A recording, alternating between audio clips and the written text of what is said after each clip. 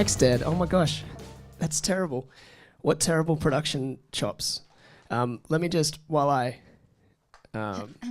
re-welcome you to the show, can I ask again how you feeling? Do you want to just banter for a minute while I swap the batteries out on this bad boy? Sure. I feel amazing. Life is good. This is the best thing I ever did. Bless you. She's a great baby, our little Grace. Bless you. She wants to say something. Yeah, it's fab. I've got, there's no complaints. Life's good. You're a great dad. Aww. And she's a great baby. We got a little family. It's just wonderful. Like, it's hard to put into words how this just feels, it just feels right. It's what we're meant to be doing, you and I. It's lovely. You want to have another one? I'm not against it.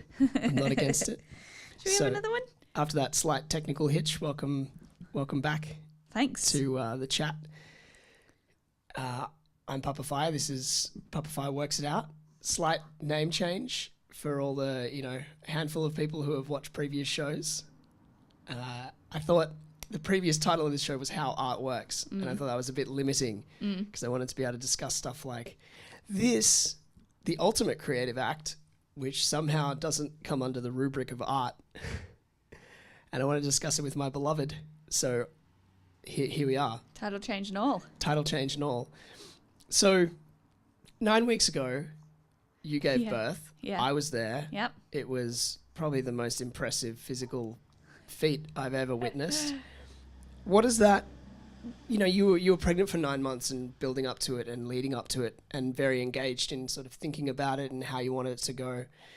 How does it feel for it to be, is there any way to describe what it's actually like? Do you remember it at all? Yeah, I do. And the memory is, I guess, clearer as time goes on. You're in a bit of a haze afterwards, I think, just because of physical exhaustion and all the rest. And it's such a surreal experience. But so it was mentioned last time, and I won't harp on about it, but watching One Born Every Minute, which for anyone who doesn't know is just a series set in an actual maternity ward, a labour ward in the UK, and they just have cameras everywhere. I watched that religiously every single episode from every single season before we had Grace, and not a single person ever described what it was like having a contraction. And watching it, you okay, Papa? Good girl. Watching it, I really wanted to know. I wanted someone to give me, to just try and describe what it was like, and they all just seemed to be in pain and having a terrible time. And now that I've been through it, I could not explain to you what a contraction felt like, even though I really wanted that description and I would like to be able to give it. It's something that's kind of indescribable. And thinking about what labor was like, that labor in itself is really hard to describe, because it was, I guess the best way from my experience would be to say it was, what would I say? It was pretty unbearable at times, but I really don't want to use any terms like painful or horrible or awful, because while it wasn't pleasant at all, I was giving birth. Like, it was this amazing thing to be doing. And I was very happy to be there doing it. As having you there was awesome. Our midwife was great. This is what was coming into our world. There was nothing negative about that. But so it's a really hard thing to put words to. You kind of can't, I can't do it. And you hear some women who are like, it was the worst thing ever. It was the most painful thing ever. I have a really hard time describing it like that. But I can't give you a good answer. It's impossible for me. Is it because there's no words to describe the sensation of a contraction? Maybe. I mean, I've never felt anything like it. It's this wave of feeling that's at times very, very hard to deal with. And I needed your support and our midwife Tessa's support. Like, that was really helpful. But yeah, maybe there aren't words. I think our words don't justify it, because there's no word that is both positive and negative. And so you just end up going on this rant about, you know, it was great, but it was not so great and blah, blah, blah, blah, blah. Yeah, there are words, but they're all very unsatisfactory. Like it felt like a paradox. Yeah, right. Yeah, It's yeah. like, that's not, what does that mean? My body was my paradox. Yeah. Oh, Yeah, it felt ineffable. It's like, what is that? You know, Yeah, it's like they're there are not words that describe things that are indescribable, but Yeah, they're not suitable. they're unsatisfactory. Yeah. It was just birth. I mean, what else can you say? I don't know. It was, yeah. And it's also such an unsatisfying thing to say. You have to just experience it to understand, but really, yeah. Yeah, I can't. try that, men. Yeah. Good luck. Well, for you witnessing it, you know, I guess you have how do you feel after witnessing that? Well, you know, despite the, you know, floods of tears, No. my feelings were mainly amazement and just sheer adoration. I mean, it's something that's very difficult to understand from the outside looking in, you know. I think I've said that correctly. Mm-hmm. I'm there just to provide you support, and I can see. And you were great. Oh, thanks. I can see when you go away. Like Tess would talk about going into labor land. Yeah. And that was a very real thing. It's kind of like you would be tripping out or, you know, having a sort of like psychedelic experience when someone goes a little bit glassy-eyed and it's like they're not quite there, Yeah.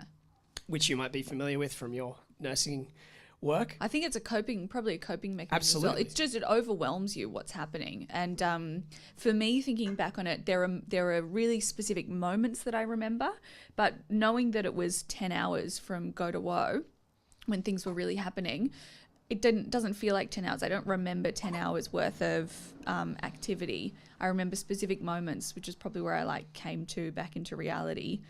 I don't remember 10 hours. Maybe that's just the hormones kicking in immediately. Well, obviously there's a huge suite of hormones that help this thing happen. And as you said, you know, it feels like the thing that we should be doing. And ultimately, you know, all living beings reproduce.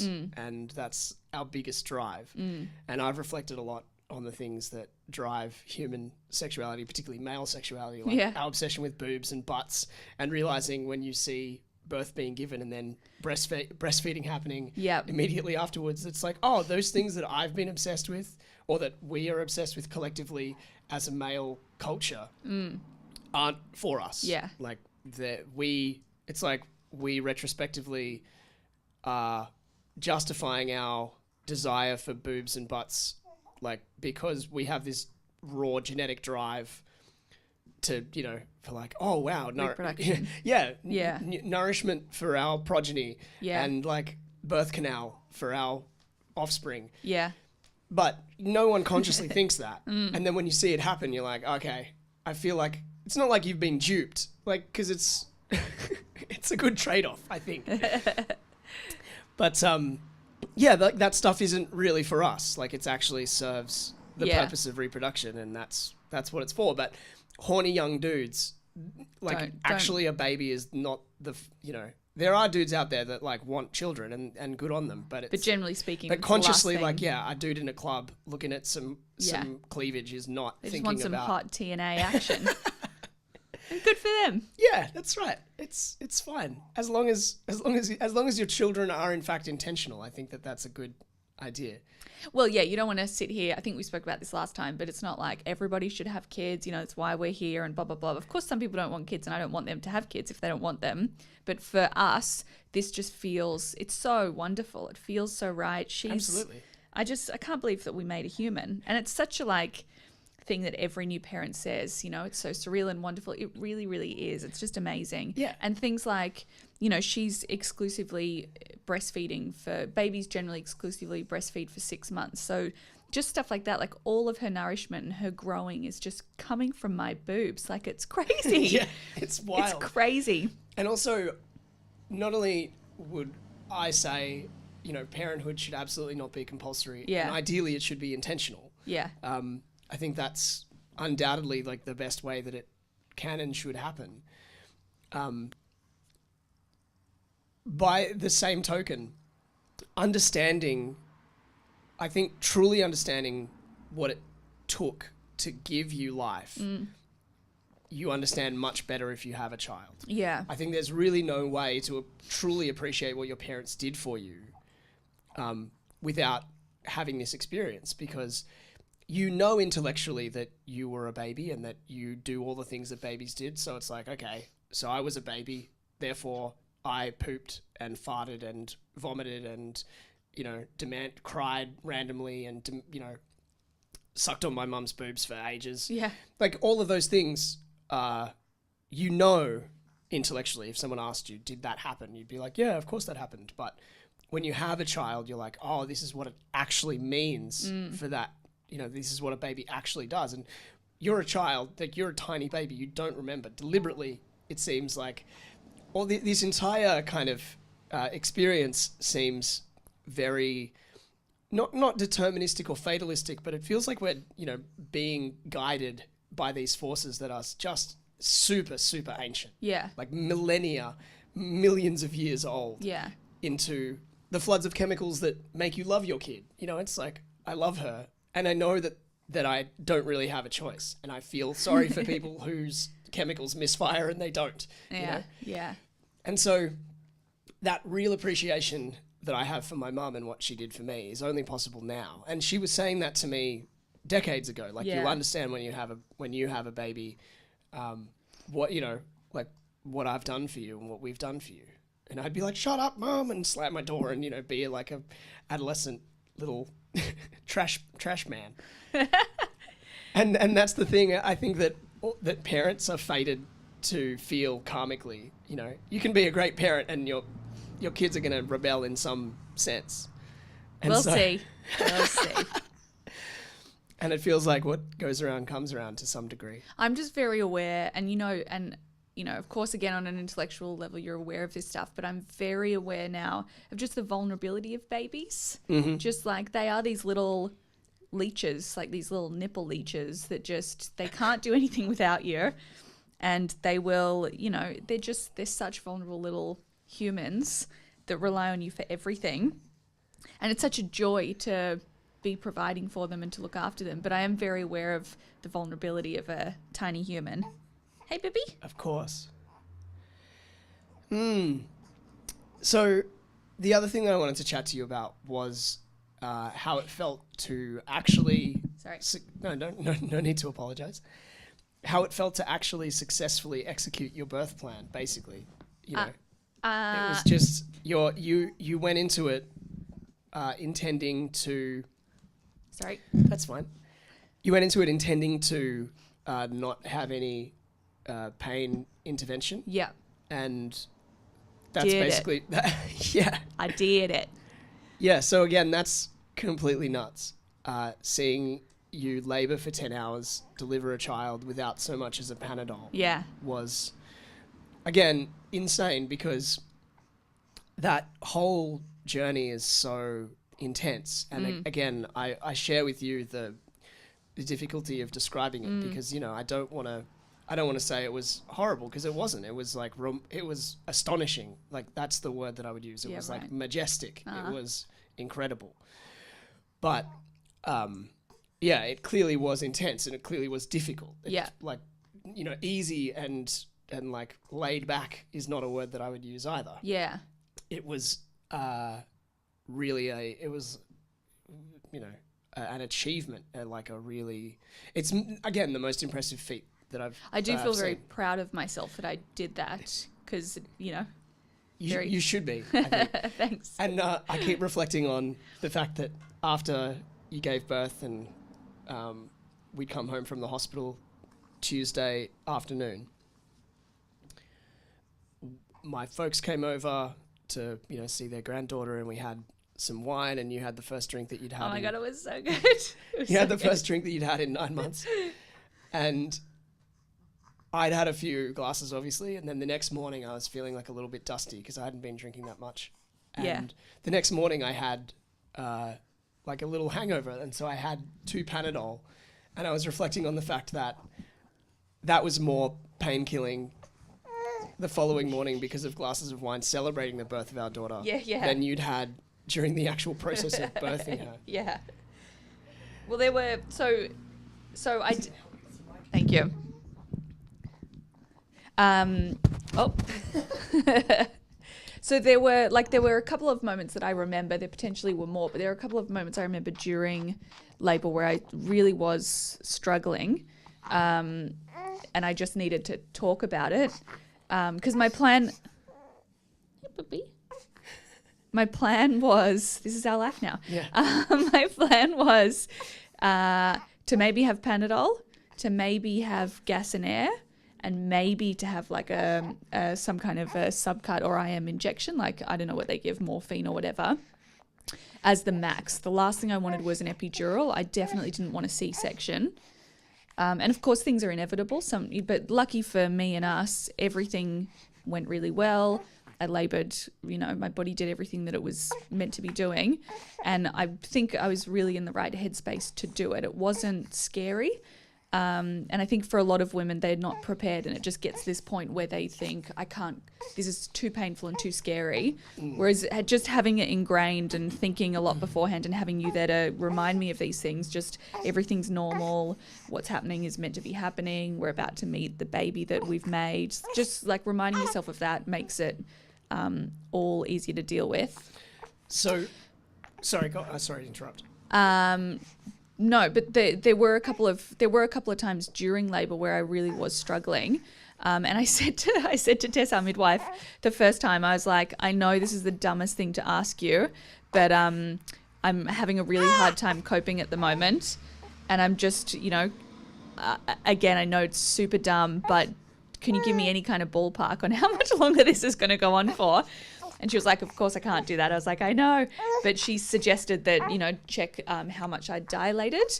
And so finding out that I was 5 centimetres I don't even know what time that was, but just knowing that there had been progression and hearing that from her was like, okay, we're getting somewhere. I wasn't just in this stagnant spot where nothing was happening. So just anything to help with the mental stability, I guess.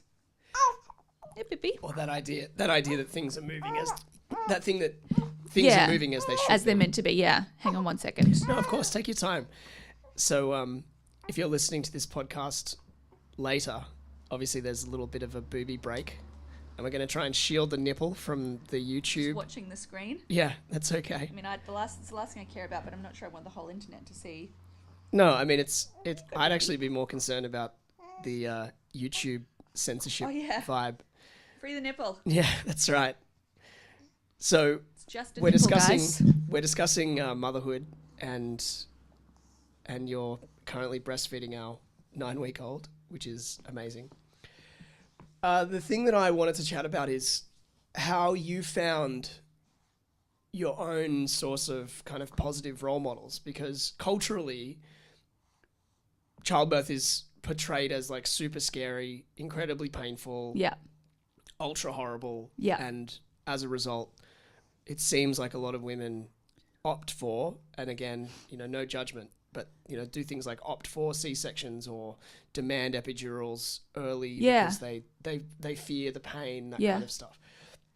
So how would you describe your process of finding positive role models so you could do this thing the way you wanted to? Yeah. Without fear and without intervention? Was it something that you always knew that you wanted an intervention-free birth, or was it something that you came to? How did that whole process unfold? I think from whatever age where you think I would like to have kids one day, the idea of being pregnant was really, I thought that would be a wonderful experience. But the idea of labour was scary, and the reason that it was so scary is because of what we're exposed to in all movies, TV, dramas, everything, where it's just, some poor suffering woman yelling at her husband and everyone around her because of this horrible thing that's happening to her. And so, being exposed to that, not having younger brothers or sisters, never seeing birth, that's all I think a lot of us see and I guess believe is what's going to happen. You okay? they're such like gross little humans in the most adorable way. Like they'll fart and burp at the same time and shit everywhere, and like it's impressive how much they do in one moment. That's disgusting. And then you clean up their butt and they puke all over you. But it's funny because they're so small. Anyway, where was I? But I think once I got pregnant, you okay there? Oh, Bibby. Take your time, my darling. Once I got pregnant, we very fortunately were in. I think we would have done research anyway. Hey. It's okay if she's not cooperating. We don't have to. I mean, let's be honest. Child rearing takes precedent over podcasting. Hey. She's okay. We were very fortunately in the Gaskin group for our midwives, and at first I was like, did you hear that? Yeah. At first I was like, Got that on the mic. oh, it's so funny. At first I was like, good girl. Does that feel better? Oh, now you're vomiting on me. It's fine. Sorry. So we were in the Gaskin group and did a bit of research on who that was because I kept forgetting the name of the group we were in. Gaskin means nothing to me. So finding out that she was this really amazing midwife from the 60s who's still working today. She's not? I think she's died. Really? Yeah, didn't she die? I don't know. I'm pretty sure. Yeah, I mean, I can look She's that no up. spring chicken, but yeah, I didn't know I thought that. I thought that she passed away. Well, working till recently, I guess. She was all about, women can do this. Women have always done it. You don't need to have all this medical intervention. Hey, baby. Oh, no, that's right. Sorry, it was Stephen Gaskin who died. She's still alive. Really? She's still alive, yeah. Her husband had died. Papa, hang on. Yeah, she's still alive. Oh. Sorry, baby. Sometimes a walk around is all that she wants, so this is not ideal, but let's see. Hey, baby. Hey. Yeah, unfortunately, the production values Don't cater to settling a baby. I know. Also, like mobilizing to try and. Do you want me to try and take her to? She's crying with her eyes closed. Yeah, sure. If you give her a little shake around, like talk about you. Thank you. Sorry. Yeah, so finding out about midwives like her and watching, there was then a film that you found and downloaded that was about the work that she did and the women around her. Birth Story. Oh, look at that. Yeah, Birth Story. If anyone wants to watch it, oh my gosh, it's so good. And you see it. There's footage from the, 60s and 70s and later of all these women giving birth. And it's amazing. And they talk about stuff that in my case was not true. Like they talk about how it's orgasmic in between contractions. That's crap. But you do. That's not your experience, Annie. That's Don't not invalidate not the my ladies. experience. Maybe you just didn't have enough positive juju and crystals. Maybe I and stuff. wasn't positive enough. Yes. But yeah, it exposes you to this is all fine and dandy and you can do this. And for me, I think like being a nurse made it a little bit easier as well, which I'm thankful for. So just realizing like, it's just all of the contractions are just, it's peristalsis of your womb, really. It's just this involuntary contractions. Do you want to just explain peristalsis? Peristalsis is what happens in your gastrointestinal system, which is the uncontrolled, like you don't control the all the muscle movement. So you swallow food and it gets down your esophagus to your stomach by peristaltic movements of muscle.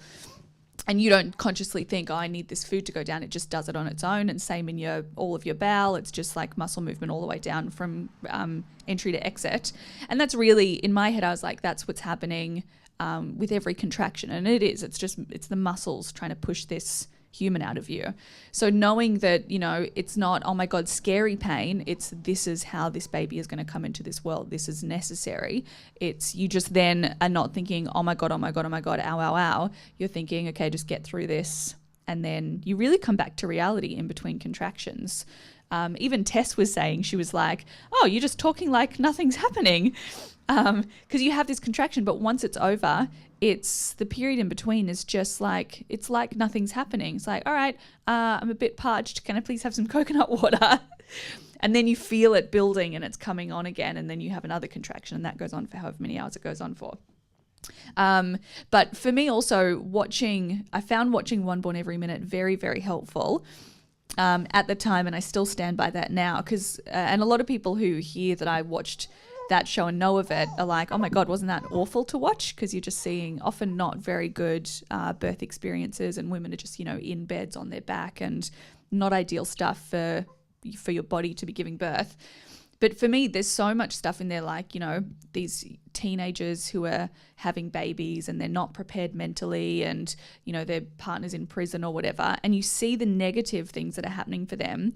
And once you've done a bit of research on what's normal and what should be happening, it's kind of easy. It was easy and kind of good for me to go, oh, I can see how they're struggling and why they're struggling, and I can avoid this by being in this headspace. So all of that, just exposure to all different stuff was really beneficial. But having a great midwife and having you there, and just, did I answer that question? Look, yeah, it's a discussion. Yeah. I can't remember what the question was. It was about trying to find Influences. positive role models and stuff. Yeah. So because doing some of the courses that we did, like the calm birth course, I found was amazing. But just learning about, in the calm birth course that we did, which I would recommend to any totally worth it. Any impending parent. It's amazing. But some of the things that they discussed, like that it's 95% cesarean rate in Brazil, for example, and that in Alabama, midwives are illegal. There are just large enclaves of the world where the obstetric system completely dictates this like ancient process of giving birth. It's so bizarre. Wrong. And so I'm not some kind of birth fundamentalist and be like, there's one way to do this and it's pain-free and that's what my wife did and she's amazing and everybody should do it the same way. No. Well, and in saying that, like, we had a great birth. I mean, anything could have happened. She could have had the cord around her neck. I could have been laboring for way too long, where she was starting to suffer. Her heart rate was great the whole time. Everything was happening normally for me. So I was able to do what I wanted, and what I wanted happened to be a natural birth. So you can't dictate that for anybody else. It's like saying when you break your leg, everyone has to break it in exactly the same way. And otherwise your leg is not really broken. It's, you're going to have, it's going to be different for everybody. But there are some people, I feel like, that don't even give it a chance. That don't have the positive role model of even knowing that that they don't have the source of self-belief that they can even do it. And that's the reason why they want to book in for a Caesar. Yeah, for sure. Even in our calm birth course that we did, there was a couple there, if you remember, who were about to give birth. They were really late in the piece, which is good. Like, you want to hear that information as close to birth as possible, I think. And she was about 36 weeks pregnant, and she was a doctor, but she was like the most anxious person in the room about giving birth, and she had not organized what she was going to do. She was just really worried about it. And you would think, a doctor or a nurse, someone in the medical field would be a little bit more prepared, but it's just individual humans and they've all got their own headspace. But it was still surprising to me that she was just so unprepared and thinking, I might just get a C-section because it's easier. It's like, Well, also, I think it doesn't surprise me necessarily that a doctor might be, not prepared, because in a lot of ways, our culture and our medical system treats pregnancy like it's a disease. An illness, we go to hospital, and that's what's great about our experience at the Gaskin unit and the midwifery group at the Royal Hospital for Women in Sydney is, not only like universal healthcare, it was basically free. Like, holy shit, that's amazing. It was, yeah. So, sorry anyone who's listening from America, but it costs like $30,000 to have a baby there. I don't know. For your hospital admission. I think it varies. I think it varies a lot. I mean, you can. I'm sure there's lots of different experiences based on where you are and what your health insurance is like. Of course, like. But it's hard to hear that this could be cost prohibitive, Oh, of course. I can't afford to give birth, so let's not do it. It could have been because we had to do IVF as well. So, like, IVF for a lot of people can be cost prohibitive. Yeah. So we're really lucky that we had a Medicare-based, public health, largely public health funded IVF process, which made it extremely affordable. Yeah. And then we had a birth that was also public health funded. In a public hospital with the best In a public, midwifery but also team ever. Yeah, and in a room that's about the size of this studio, which is Bigger, capacious. Yeah, it's actually bigger. With a double bed and a spa bath and and not medical equipment everywhere. However, the operating theatre was directly across the hallway. You exactly. know? So there were so many privileges that were operating based on our social structure. Yeah, and our just the fact that we're fortunate enough to live here. Yes.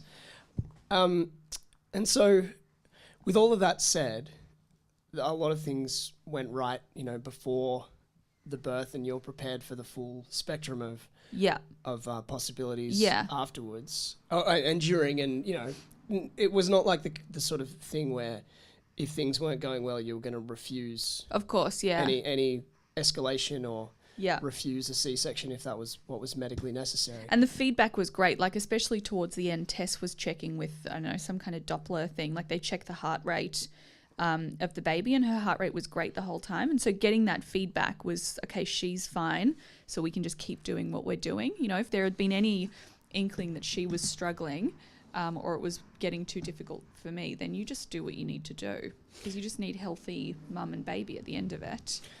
Yeah, that's the goal. Yeah. And we do have a healthy one. She's so great. Now sleeping, which is go very daddy. adorable. Okay, so since the birth, the whole experience was, as you said, intense, difficult, strenuous, but incredibly rewarding and, incomparably joyful in its results. Afterwards has also been reasonably good. It's not been an entire barrel of laughs, but I think you've done really, really well. Tell me about after the birth and the things that were difficult and the things that went the way you wanted them to. Yeah. How's that been? So nobody really discusses how tough the first couple of weeks are. What's happening? Nothing. Okay. No one really discusses how hard it is afterwards. You are just this shell of your former self. Like you feel you've got all this extra skin around your belly. You walk around, which sounds trivial, but you feel really weird afterwards. If you've had a vaginal birth, you're like, it's all kind of messed up down there for a while. And that's really hard. Like you're dealing with this little baby and you have to like scooch on the couch or on a chair or wherever you are and get comfortable, but you've got I had stitches and there's a whole bunch of stuff going on, and so simple things like readjusting yourself are difficult, and that kind of makes everything a little bit harder.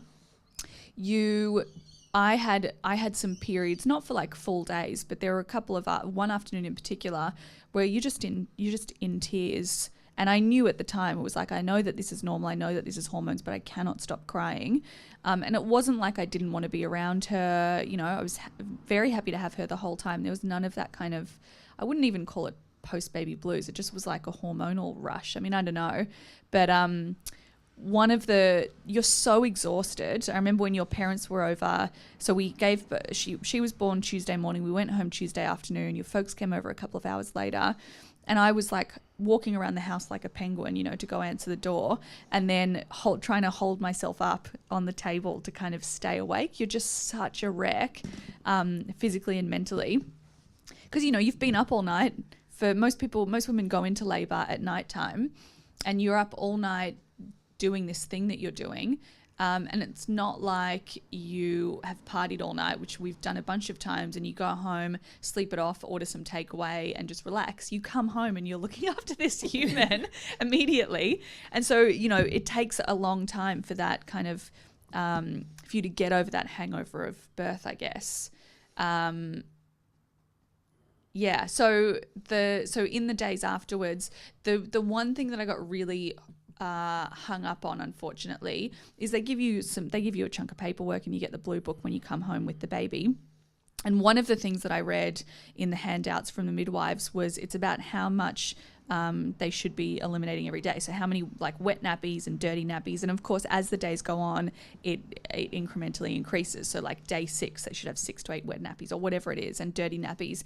And she was weeing all the time, but she went for a couple of days where she pooed once in the whole day in a 24-hour period. And so then I was like, because you can't see what's going into them, and they're so small. Now if I was to feed her now, you can hear her, and she's like nom, nom, nom, munching away.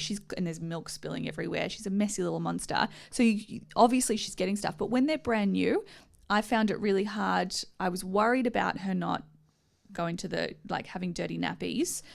And I had this bit of paper that told me that she should be doing X amount. And so then I found myself, I'd be feeding her and like trying to listen. Is she swallowing? Is she getting anything? I wish I had X-ray vision to see in that milk was actually going into her, because nothing seems to be coming out. And I felt like I was failing as a mother. And then because you weren't matching this, like, because I wasn't matching this bit of information on a piece of paper. Yeah, it was as simple as that. And it was like, it kind of ruined me. I was like, and she was fine. She was happy baby. She was eating. She was weeing. She was sleeping. There was like nothing to really be worried about, except I was fixated on this. I'm being told that she should have 6 to 8 dirty nappies a day, or whatever the number was. And she's had 1. What am I doing wrong? I'm failing. And then, but the great thing about the midwifery program that we were in, where we were at the birthing suite, is they call you and they visited us 3 times at home. It's so great. You don't have to go anywhere. But they would always call beforehand. And it was really important for me to be able to say, can I just tell you about my last 24 hours? And I'd have a chat. And I was like, she's only pooed once in 24 hours. It sounds like such a trivial thing, but like when you have a new baby, it's just, you just worry about stuff. And that was the one thing I was really worried about. And I just needed to hear from her, that's normal. And she was like, breastfed babies sometimes won't go for 9 days. And I said that to you and you were like, why isn't that on the bit of paper? But yeah, I mean, apart from that, it's been pretty peachy keen. Like I felt we were out after 5 days, went to your parents' house for a big family get together. She's been socialized so much. We're out and about out of the house all the time. It's just like, it's a wonderful, beautiful time. Yeah. And I love it so much. And I love you and I love her. Oh, it's so nice. You're gonna make me bawl. Yeah, I feel a little bit emotional. It's so this is just it's glorious. Happiest time of my life. Yeah. Aww. Waking up to her in the morning, my eyes are all welling up. Waking up to her, it's just like, it's just beautiful. And I can't believe we did it. And I feel so fortunate. I helped a little bit. You did it. We did it. Yeah, we did it. Go team. We did it, but it's the kind of like, it's like the where it's like, Matt Stone and Trey Parker. Like Matt Stone, no. Do you know what I mean? Like, it's Trey that writes all the stuff, right? Yeah. I can't remember which one does all the work. I think it's Trey that writes all the stuff. I think anyway, that might be but right. anyway, like, it's like a partnership and they need each other. Yeah. But like one person does the lion's share of the work, and that's you. But having like, we've each had one moment so far in 9 weeks, which I think is pretty good. We've each had one moment where we've gone, I just need you to take her for like half an hour. I just need, I'm having a hard time listening to this crying or whatever. Yes. And if that's a small thing in the grand scheme of things, but in that moment, having someone else who can just help you with whatever you need, whether it be I'm sitting down with this baby feeding her for an hour and I don't have a glass of water, can I please have one? Small stuff like that makes a huge difference. So having you there is so helpful. And I don't like... No, I'm not. Big ups to everyone who's a single parent out there with a newborn. Oh my God. It's like, how do you do it? It's just, and I guess you have to, you've got no choice, but it's so much easier when you have someone to not only help you, but like anything with being in a relationship, someone to share the wonderful journey. I hate using the word journey, but share your life, It's so nice sharing this with you and also with your mum. I mean, she's such an Italian like nonna. It's gorgeous. It's gorgeous. I love it so much. Babies bring out the best in people. Well, most people. Let's not talk about that. That's because we all were babies. Yeah. It's just great. But yeah, the thing that I'm not trying to sort of put myself down. Yeah. And I think when you were getting ready for the whole birth experience and during your pregnancy. and watching One Born Every Minute, because we watched a lot of that together. I don't think I watched every episode because it just got a little bit repetitive. Oh my God, it's so good. It's like more repetitive than Scooby-Doo or Law and Order. It's like there's a baby every time. Yeah. Like, Yay. But the thing that I noticed was how useless a lot of the dudes were in those couples. Yeah. So many of the blokes on that show just were standoffish. Like they weren't engaged. They didn't have hands on. They weren't, like just doing all the things that I feel like if you're an attentive bloke, these are the things that you need to do. You need to be, you need to get some confidence in like touching your partner. You need to, and I shouldn't just say bloke, I should say partner. But you need to put hands on, you need to like rub shoulders, rub necks, rub lower backs, like get all of that stuff happening. You need to be carrying stuff. You need to be understanding your role as like a support person is, making sure that the space is safe, making sure that you're engaging with everybody that's coming in, that there's no distractions. You can put on music, you can talk to the person about what they need. All of those things are super important. And if We didn't mention that. We had music playing the whole time. You'd made a playlist. Yeah. And that was great. And she was born to Sufjan Stevens. Yeah, it was lovely. Yeah. And But you can imagine if the woman is not prepared, in so many of these situations, the woman's clearly not been mentally prepared. And so then how on earth is the dude or partner going to be prepared if the woman has not gotten prepared? You see, and so you're there, generally it's the husband or boyfriend watching One Born Every Minute, but the partner or whoever, generally they're just watching this person that they love suffering and struggling. Yeah, and the woman's not coping, and because the woman's not prepared in, I'm generalizing some of these situations. The woman's not prepared in some of these situations. And so then how on earth, like the man probably wouldn't have spent the 9 months reading up and getting prepared if they're in the kind of relationship where the woman has not gotten prepared. So I think fortunately for us, we spent a fair amount of time talking about what we wanted. We agreed on what sounded good. We podcasted about it. We did. That happened. And so we spent time talking about it and we agreed on what was probably going to be good. We were very rational about what might need to happen. And, so we went in there together like a little team, which was super important. Yeah, absolutely. But just kind of having some inkling of what your role is supposed to be so you don't feel like a useless appendage, because it is also undeniable that, all of the important work is down to you. For sure, It's like yeah. I can get as many cups of tea and give you as many back rubs, and I can defend the cave and make it as comfortable and music filled and, Yeah, it's really as much as possible. And it was on me. The whole thing was on me, but I was able to do that as successfully as I did thanks to the support of you. No, and I'm And I'm happy to take that, but also just the comparison when I think it was Sarah, one of the midwives who had come over, said, "Oh, it's so great to see you guys, sharing everything equally." And I just was saying, "Okay, I'm gonna have to pull you up there." I mean, I don't want to diminish my role, but suggesting that it's equal is just impossible. I mean, you carry our child for 9 months. I'm not carrying shit around physically. And then you give birth for 10 hours. I don't suffer any pain. It's like I get a bit sleepy. Oh no. It's like, oh, I'm up for a while. Oh dear. And then when the baby comes, even if I hold her for half the time, I can't feed her with my body. So equality is impossible. I can't, even if I was to, hold her and take her for 50% of it, literally 50% of the time, I'm still never going to catch up. And I'm still never going to be able to provide for all of her needs with breastfeeding and so on. So it's fine that we're not equal. You are, in this respect, superior.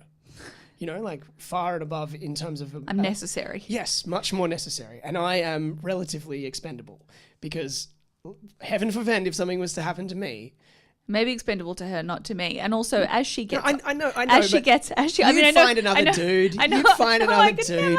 I know what you mean, but as and I agree with that. I mean, it is what it is. But as she gets, you agree with that. You agree that you'll find another man. Oh no, of course you would. Yes, no. Yeah, no, you would. Of course you would. Of course you would. But as she gets luscious mama, as she gets older, and she's not feeding anymore. I'm not physically necessary, and it's all just about being as good a parents as we can be. I'm so looking forward to, her talking and you teaching her, and, that's you can't compare to that, and you can't say I'm more equal than you are. I mean, at this point, for sure, I'm physically necessary, and I mean, really, if I wasn't here, she'd be formula fed and she'd be fine. But doing it, as naturally as possible, yeah, she gets fed by me, and so I have to be up overnight, and that's all. That's not a problem at all. I love doing that for her, and I'm not at work at the moment, so I can just rest the next day. It's like I'm having such a great time with her. But yeah, as soon as breastfeeding's not necessary and birthing's completed already, then it's just about us being the best parents for her that we possibly can, while still, being kind and loving to one another and not forgetting our relationship and just being a happy little family. Of course. It's like Animal Farm. It's like some animals are equal, but... Some are more equal than others. All animals are equal, but some animals are more equal than others. It's, because I think that what is equal is our commitment, Yeah. Our commitment to doing it the best that we can is... Yeah, we want to be here doing this. But yeah, there's that difference of concept, it's equality doesn't always necessarily mean exactly equal share of tasks. I mean, we now have a thoroughly, I don't know, you would call it in 2019 regressive gender division of labor right now. Like I'm working full-time, essentially. You're at home. I'm home full-time.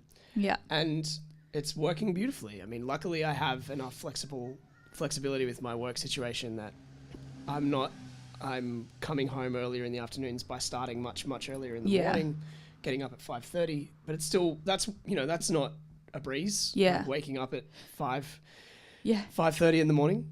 In winter. But it's so worth it so I can have a few extra hours in the afternoon while you're both, not drained of energy. Because I can't imagine if I was to waste more time in the morning, like get up at a more reasonable hour, I'd spend more time in traffic. 6 or 7, yeah. I'd be spending more time in traffic, and I'd be coming home, and it'd be dark already, and sucks. I'd be getting the tail end of a day with you two beautiful people, my two beautiful girls. Yeah, we're fortunate that we can do this, that I can be at home right now, and like you say, that you can change your work hours so that you can be home with us. Yeah, and it's not a formula that I'm advocating is the only way to do this. Yeah, but it's working for us. But I'm really, it's just... I mean, really, it'd be nice if both of us could be home forever and we were just funded. That would be nice. Yeah. But that's not reality. I haven't set up a Patreon yet. So why don't you just start sending me money, people, if you enjoy the podcast. Allow this lovely man to be home with his baby more. I'll just put my PayPal up. Just give me some moolah. That's how the internet works, right? I've heard that. Yeah. All right. Well, we have had a wonderful chat, and I don't think this is going to be the last. Yeah. This has gone really well. And the baby is stirring. Our little baby is stirring, and we've got to get going to lunch. Yep. But so I want to thank you once again for being a wonderful guest on my podcast. And thanks for having me on. This is nice. I want to thank baby Grace. I think there's more to talk about parenthood for sure. Yeah. Wait till she starts I don't even think we exhausted the full... Oh, yeah. I think we fully exhausted the birth story really either. There's like many details that I would love to revisit, I'm sure, another time. And you filmed it. I think I'm feeling ready-ish to watch that soon. Sure. That's going to be a paradox. All right. Thank you once again, Mama Smoke, a.k.a. Annie Smoker. And thank you, Grace Aurora She was pretty Carter. good. That was great. She was not bad. Yeah. One day she'll be a guest on Daddy's Aww. show. This is Papa Fire's Works It Out. This is Papa Fire Works It Out. You can find me on the Twitters and the Instagrams and the Facebooks at It's Papa Fire. And I'll see you next time. Good people. Bye.